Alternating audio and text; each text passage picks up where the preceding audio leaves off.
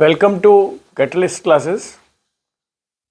आज के इस वीडियो में हम हिस्ट्री से शुरू करेंगे। एंशिएंट हिस्ट्री का हमने जो फर्स्ट क्लास ली थी, जिसके कुल मिला के 3 सब क्लासेस हुई थी, वो हमारा था कि हंटर गैदरर्स टू फार्मर्स। उस तरह पे किस तरह से जो है ह्यूमन उसमें ट्रांसफॉर्म हुआ। पहली जो हिंदुस्तान की या इंडिया की जब एंशिएंट हिस्ट्री को हम पढ़ते हैं तो जो पहला टॉपिक हम पढ़ते हैं वो आता है introduction to the Harappa and Mohenjodaro civilisation. जैसा कि स्क्रीन पे आप देख पा रहे हैं, ये इसका एक फिगर भी है। ये सभ्यता मोहनजोदड़ो, इसका नाम हड़प्पा एंड मोहनजोदड़ो इस सिविलाइजेशन का नाम है। हड़प्पा इसका नाम इसलिए है क्योंकि जब पहली बार यहाँ पे जो साइट मिली थी वो हड़प्पा में मिली थी, जो आज के पंजाब जो पाकिस्तान का हिस्सा है उसमें ये जगह थी, इसलिए इसका नाम हड़प्पा रखा गया और हड़प्पा के नाम से इस सभ्यता की शुरुआत हुई। इस सभ्यता का जो पीरियड है जो वो है 3300 से 1300 before Christ era. Before Christ era को हम बीसी भी कह सकते हैं, बिफोर क्राइस्ट भी कह सकते हैं, बिफोर कॉमन ईरा है, सॉरी, बीसी का मतलब। तो 3300 मीन्स आज से 2000 साल ये हो गए, और उसके भी पहले 3300 साल पहले, तो लगभग 5000 सवा 5000 साल पहले इस सभ्यता की शुरुआत हुई है। और ये अर्लीस्ट नोन जो सभ्यता है वो उनमें से ये शामिल है। ये एक स्ट्रक्चर इसमें आप देख पा रहे हैं। इसका जो ज्योग्राफिकली लोकेशन और एक्सटेंट है सिविलाइजेशन का, वो इस शीट पे बताया गया है। हम देखते हैं कि इसकी जो लोकेशन थी वो आज का जो मॉडर्न डे पाकिस्तान है और नॉर्थ वेस्टर्न इंडिया है, उसका लगभग 1.25 मिलियन स्क्वायर किलोमीटर में ये सभ्यता फैली हुई थी। इसकी जो मेजर सिटीज़ है, जो शहर हैं, उनके नाम ये थे हड़प्पा, मोहनजोदड़ो, धोलावीरा जो गुजरात में है, गुजरात में लोथल है जो कि बंदरगाह था एक, और each displaying impressive urban planning and infrastructure. तो अर्बन प्लानिंग यहाँ पे खास तौर से देखने को मिलती है इसमें कि शहरी एक सभ्यता ये जो है वो पहुंची। मीन्स ग्रामीण सभ्यता जो होती है उसमें तो सिर्फ फार्मिंग है, फार्मिंग से जो अगली स्टेज है वो स्टेज इस सभ्यता ने प्राप्त की। फीचर्स इसके जो खास तौर से हैं वो फर्टाइल प्लेन है, और इसकी इंडस जो रिवर है, जो सिंधु नदी है जो पाकिस्तान में है, वो इसकी लाइफ ब्लड थी इस रिवर की। और यहाँ पे एग्रीकल्चर और ट्रेड, ये दोनों ही चीज़ें थी। ट्रेड नहीं हो जब तक शहरी सभ्यता हो भी नहीं सकती, तो ट्रेड इसका पार्ट था। नेक्स्ट हम देखते हैं तो इसकी क्रोनोलॉजी है। इसको इन्होंने 3 भागों में इतिहास में बांट के रखा है। ये इसका नक्शा है। उसमें ये बताया गया कि अर्ली हड़प्पन पीरियड जो है वो 3300 से 2600 बिफोर कॉमन ईरा है। ये करीब 700 साल जिस समय शुरुआत हुई, शुरुआती 700 साल। फिर मैच्योर हड़प्पन पीरियड जो है वो 2600 से लेकर के और 1900 बीसीई है, जिसमें ये पूरी सभ्यता फ्लोरिश हुई। और फिर लेट हड़प्पन पीरियड है वो 1900 से 1300 बिफोर क्राइस्ट तक रहा, जिसके बाद में ये सभ्यता धीरे धीरे उस समय ये सभ्यता ख़त्म होने लगी। और इसके आगे की जो सभ्यताएं आएगी है, जो चीज़ हम पढ़ेंगे वो ऋग्वैदिक पीरियड पढ़ेंगे, जो वापस से एक तरह से शुरुआत हो जाएगी सभ्यता की। वहाँ फिर से ग्रामीण सभ्यता हमको देखने को मिलेगी। अर्बन प्लानिंग एंड आर्किटेक्चर, ये इसका खास तौर से इसमें जो देखने की चीज़ है, इस सभ्यता में जो देखने को मिला, ये आप देखिए यहाँ पे फिगर एक जो है ड्राइंग भी दिख रही है। सिटीज़ जो थे वो ग्रिड सिस्टम पे प्लान थे with straight streets indicating A sophisticated understanding of urban design. Means सड़कें जो थी वो चौकोर थी, एक दूसरे को 90 डिग्री पे काटती थी, मेन रोड्स भी और अंदर की गलियां भी। और मेन रोड्स पे मकान नहीं खुलते थे, घर जो थे वो साइड की गलियों में खुलते थे। जैसा इसमें दिया, residential area consist of well planned houses with courtyard suggesting a structured and organised society. तो जिस तरह के घर मिल रहे हैं उससे लगता था कि भाई लगता है कि ये एक स्ट्रक्चर्ड सोसाइटी है, पूरी वेल एस्टेब्लिश सोसाइटी है। पब्लिक बिल्डिंग्स यहाँ पे मिली है, ये तो लोगों के घर मिल गए, ये पब्लिक बिल्डिंग मिली। तो 3 तरह की बिल्डिंग मिलेगी यहाँ पे, जिसमें रेजिडेंशियल स्ट्रक्चर होंगे जहाँ लोग रहते थे। पब्लिक बिल्डिंग मिल रही है जिसमें civilisation included large scale public building like the great bath at Mohenjodaro, demonstrating communal life and civic importance.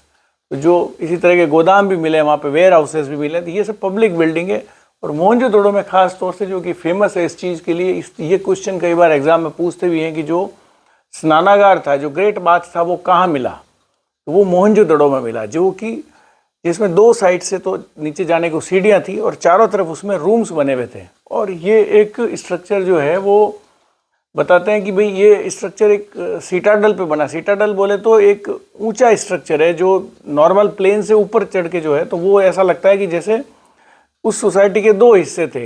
एक समाज का वो भाग था जो कुलीन वर्ग था, हायर स्टैंडर्ड ऑफ सोसाइटी के लोग थे, और दूसरे वाले जो कॉमनर्स थे, जो नीचे वाले एरिया में रहते थे। तो जो हायर साइड में है वहाँ पे मोहनजोदड़ो में ये आपको ये पब्लिक बिल्डिंग मिली है, जिसमें खास तौर से स्नानागार है, पक्की ईंटों से बना हुआ है। ये जो है वो पक्की ईंटें का उपयोग ये करते थे इस सभ्यता के दौरान, अपने जो कंस्ट्रक्शन थे उसके लिए भी। और इनके जो रेजिडेंशियल स्ट्रक्चर्स हैं, इसमें हमको जो सभ्यता में देखने को मिलता है वो ये है कि स्ट्रक्चर्स जो घर बने हुए हैं वो कई जगह जो पुराने अवशेष मिले हैं उसमें 2 सीढ़ियाँ भी मिली है कमरों में, घरों में। तो ऐसे सीढ़ियाँ मिलने का एक तरह से ये माना जा सकता है कि वहाँ 1 मंजिल से अधिक मंजिल के घर भी रहे होंगे, क्योंकि बहुत पुरानी है तो पूरा सेफ जो है वो अभी बिल्डिंग नहीं थी। खोदने के बाद ये चीज़ें मिली है। मटेरियल जो कंस्ट्रक्शन में काम में लिया है उसमें fired bricks, stone and timber, ये नॉर्मली इन्होंने काम में लिए स्ट्रक्चर बनाने के लिए। आगे हम देखते हैं sanitation and water management system. ये इसकी विशेषता है कि वेल डेवलप्ड एक सिस्टम मिला है जिसमें सैनिटेशन एंड वाटर मैनेजमेंट है। पानी जो है पीने का पानी, तो घरों में कुएं भी खुदे हुए हैं कई जगहों पर, तो कुओं से लोग पानी काम में लेते थे। और ड्रेनेज सिस्टम का मतलब ये हो गया कि लोगों का जो घरों का वेस्ट पानी था वो बाहर जो है वो कॉमन जो नालियाँ होती थी वहाँ तक जाता था, और वहाँ से उसको जो है फाइनली डिस्पोजल वाली जगह तक भी उसको पहुंचाया गया है। इसका मतलब ये हाइजीन के प्रति और पब्लिक हेल्थ के प्रति भी ये लोग जवाबदेह थे, उसके लिए समझते थे उसके बारे में। क्योंकि हम देखते हैं कि जब हंटर गैदरर से फार्मर्स की तरफ जब सोसाइटी शिफ्ट हो रही है, कि सैनिटेशन सबसे पहली प्रॉब्लम आएगी, इसलिए यहाँ ध्यान देने की जरूरत पड़ती है कि ये सिस्टम कोई जानता है तो अर्बन प्लानिंग में जानना जरूरी है। अदरवाइज आप अगर गांव में रहते हैं या फिर आप घूमते रहते हैं, घुमक्कड़ जीवन जीते हैं, तो आपको इन चीज़ों की ज़रूरत ही नहीं है, क्योंकि आप बीमार हो ही नहीं सकते, आपके सैनिटेशन का इश्यूज़ ही नहीं आएंगे। आपने जो कुछ भी रहे, जहाँ भी जो भी गंदगी हुई, कुछ हुई, छोड़ के आप नई जगह चले गए, लेकिन ये क्योंकि वहीं रह रहे हैं, तो इनके लिए बीमारी और इन सब से बचने के लिए ये चीज़ सीखना हेल्थ के एंगल से भी बहुत ज़्यादा ज़रूरी था, जो इनको आता था, इस तरह से हम कह सकते हैं। वाटर सप्लाई, जैसे मैंने आपको बताया, network of wells and reservoirs, तो पानी जो है इनको कुआं से मिलता था, और रिजर्वायर भी इन्होंने बनाए जहाँ पानी इकट्ठा करते थे, बारिश का पानी, और उसी से ये एग्रीकल्चर भी करते रहेंगे। और डोमेस्टिक रूप से जो डेली डे टू डे जब यूज़ किया होगा पानी का, तब भी उसको ऐसे ही यूज़ किया है। नेक्स्ट हम देखते हैं craft specialisation and trade networks. Harappa में क्राफ्ट स्पेशलाइजेशन में खासतौर से आर्टिसंस ने वाइड रेंज ऑफ गुड्स जो है यहाँ पे इसमें मिले हैं। ट्रेड नेटवर्क में ये कहा जा सकता है कि ये इंडियन सब कॉन्टिनेंट और उसके बाहर तक इनके एक्सचेंज ऑफ गुड्स जो है वो ये चीज़ें लेके जाते थे, लेके आते थे। क्योंकि उन सभ्यताओं में जो मिस्र की सभ्यता, सुमेरिया की सभ्यता रही, तो वहाँ पे इनकी सील्स मिली है, इनके निशान मिले हैं जो ये प्रूव करते हैं कि वहाँ तक इनकी अप्रोच थी। इसका मतलब क्योंकि ये क्रॉस करके यहाँ से गए हैं, तो इनको समुद्र में जाना भी आता था, समुद्र को क्रॉस करके भी वहाँ तक ये पहुँचे हैं।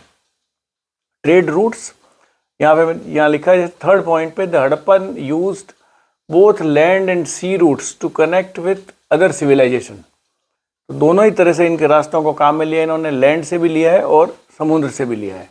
गुड्स जो ये लेके जाते थे, इसमें टेक्सटाइल्स है, पॉटरी है, ज्वेलरी है, मेटल वर्क और एग्रीकल्चर प्रोडक्ट्स है। नेचुरली एग्रीकल्चर प्रोडक्ट्स तो होंगे ही, क्योंकि उसके बिना तो जब मनुष्य ने जब अपना एक तरह से व्यवसाय चेंज किया, जब हंटर गैदरर से, वो उसका पहला जो स्टेज है वो शुरुआती फार्मिंग है, फार्मिंग से ही आगे की चीज़ें सब हुई है, तो नेचुरली एग्रीकल्चर प्रोडक्ट इनके पास रहे हैं।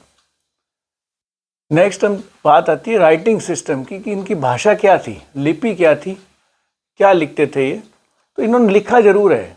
जो इनकी राइटिंग सिस्टम है उसमें हम देखते हैं कि Harappan had a unique writing system that is still undeciphered, consisting of about 400 distinct symbols. ये इस फिगर में सिंबल कुछ लिखे हुए हैं, लेकिन ये अभी जो है इसको अनडेसिफर्ड नहीं किया गया, यानी कि इसको पता नहीं लगाया जा सका कि ये है क्या है। तो क्या लिखा है इन्होंने, तो इनकी जो लैंग्वेज जो लिपि है उसको पढ़ नहीं पाया अभी तक कोई भी। सील्स मिली है यहाँ पे। सील्स मेड ऑफ स्टोन और terracotta were use for various purpose including marking goods and identifying. तो सील्स थी छोटी छोटी जो मिली है इनके यहाँ पे, और उस सील को ये काम में लेते थे। ये इवन इनके डेड व्यक्तियों के जब किसी को गाड़ते थे तो उसके साथ भी सील है, तो वो एक तरह से ऐसा लगता है जैसे उसको चिन्हित किया गया, नामांकित किया गया कि ये व्यक्ति कौन था, ये शायद उनको उससे पता चलता था। सील डिज़ाइन कैसी होती थी, उसके ऊपर ये फीचर्स कुछ बनाते थे, कुछ फोटोएं बनाते थे, तो उसमें जानवरों की फ़ोटो होती थी और दूसरी तरफ ये कुछ चीज़ें लिखी रहती थी जो इस तरह की कोई भाषा रही होगी। तो इन्होंने उसमें जो एनिमल्स लिखे हैं उसी से इन्होंने ये भी निकाला है कि भाई इनको कौन से जानवर इनके यहाँ पे रहे होंगे, क्योंकि जो जानवर से ये परिचित थे, जो पशुओं से, उन्हीं की ये फ़ोटो डेसिफर करेंगे, वही फ़ोटो वो बनाएंगे। बाकी जिसको उन्होंने देखा ही नहीं उसका वहाँ पे उसके होने की गुंजाइश भी नहीं है। नेक्स्ट हम देखते हैं, तो इसी से हमने इसकी जो इतिहासकार है उन्होंने इसकी सोशल लाइफ को इसको निकालने की कोशिश की है, वे इनकी सोशल लाइफ कैसी रही होगी। तो सोशल स्ट्रेटिफिकेशन, जैसा मैंने आपको बताया था कि ये वेल्थ और ऑक्यूपेशन के ऊपर बेस्ड रहा होगा, और दो तरह के लोग रहे होंगे, एक हायर सोसाइटी थी, एक लोअर सोसाइटी थी। और ये चीज़ें भी हम समझ सकते हैं कि जो सोसाइटी में जो स्ट्रेटा हैं, जो ग्रुप हैं, अमीर गरीब या काला गोरा, रेसेस, जो रेसिज्म कहते हैं उसको, या स्लेव एंड ओनर, गुलाम और मालिक, ये सब मानव सभ्यता की देन है। शुरुआती दौर में जब हंटर गैदरर्स थे, जब जंगल में घूमते थे, और मिलियन ऑफ ईयर्स तक इस तरह की चीज़ें रही है, लाखों सालों तक, तब ये सोसाइटी में ये चीज़ थी नहीं। ये सब इंसानी जो है वो उसके दिमाग की और उसके देख रेख की उसकी उपज है। ये अर्बन एडमिनिस्ट्रेशन की बात करते हैं तो इसमें ऐसा लगता है कि कोई ऑफिसर्स हैं जो रेस्पॉन्सिबल थे, वो जो सिटाडल में रहते हैं, वो लोग शायद इसको चलाते थे, इसकी पूरी गवर्नेंस को देखते थे। फिर अर्बन प्लानिंग की बात करते हैं तो सेंट्रलाइज एडमिनिस्ट्रेशन है, और वो डेवलपमेंट को और मेंटेनेंस को सिटीज़ के देखता है, क्योंकि इनकी मेन जो है वो सिटीज़ है। ये सारे शहर हैं जो हमने जितने भी अभी शुरू में बात की, चाहे उसमें लोथल हो, मोहनजोदड़ो हो या हड़प्पा हो, तो ये सिटी है। तो सिटी को चलाने के लिए, मेंटेन करने के लिए, और वहाँ पे नेचुरली शहर है, तो शहर में सारी खेती नहीं हो सकती, तो आसपास का जो ये क्षेत्र रहा होगा वहाँ पे इनके एग्रीकल्चर प्रोडक्ट होते होंगे, वहाँ से ये आते होंगे तो नेचुरली इनके पास कार्ट्स भी होगी जिसमें वो जो अनाज वगैरह होता है उसको लेके आते होंगे। फिर यहाँ वेयर हाउसेज हैं तो उस गोदाम में इसको रखते थे। जब लेके आते हैं तो नेचुरल है कि रोड्स भी होगी, चाहे वो किसी फॉर्म की, लेकिन रोड्स होना ज़रूरी है। व्हील के बारे में इनको पता होगा, चक्का, नहीं तो ये ला नहीं सकते इतनी सारी चीज़ें। तो ये सभ्यता एक अपने आप में, सभ्यता के बारे में हम सोच सकते हैं कि कैसे रही होगी। और जब ट्रेड कर रहे हैं तो नेचुरली इनके कोई वेट एंड मेजर्स की भी जानकारी इनको निश्चित रूप से थी, जिससे ये जब ट्रेड करते हैं तो पता रहता है कितना सामान हमने दिया, कितना वेट में दिया, कितना वापस लिया। ये सारी चीज़ भी इसके साथ साथ है। फिर हम बात करते हैं रिलीजियस बिलीफ एंड प्रैक्टिसेस। तो इनके जो सील्स मिली है उसमें worship of a mother goddess जो है उसके एक सील मिली है। लेकिन यहाँ पे देखने वाली बात है कि सिंधु घाटी सभ्यता में या इंडस वैली सिविलाइजेशन में कोई टेम्पल नहीं मिला है।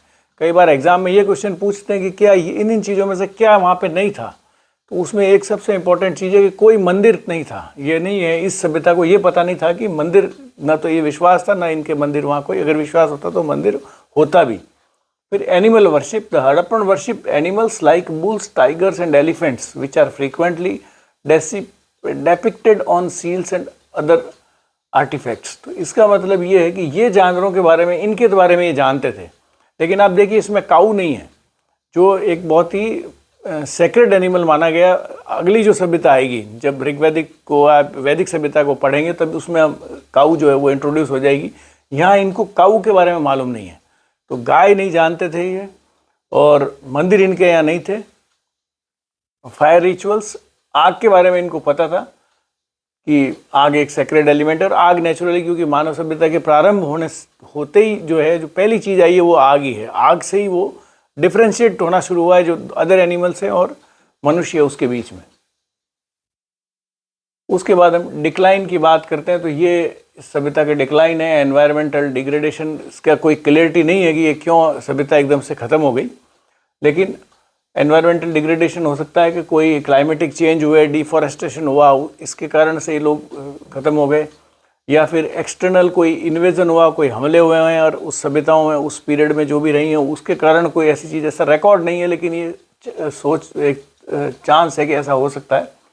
और इंटरनल फैक्टर्स जो हैं उसमें सोशल अनरेस्ट, इकोनॉमिक डिक्लाइन और कोई पॉलिटिकल स्ट्रक्चर, इस तरह की कुछ चीज़ें हो सकती है जिसके कारण ये सभ्यता जो है वो समाप्त हो गई होगी।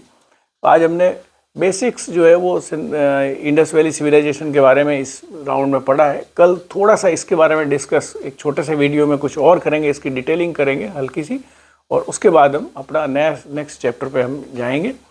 आज फिर मैं सभी व्यूअर्स का धन्यवाद देता हूं कि जिन्होंने इस वीडियोस को देखा है, इस आज के वीडियो को। ये एंशिएंट हिस्ट्री का प्रारंभिक दौर है, जो जनरल नॉलेज और ऑप्शनल हिस्ट्री के यदि कोई लोग हैं तो उनके लिए भी ये काम का है।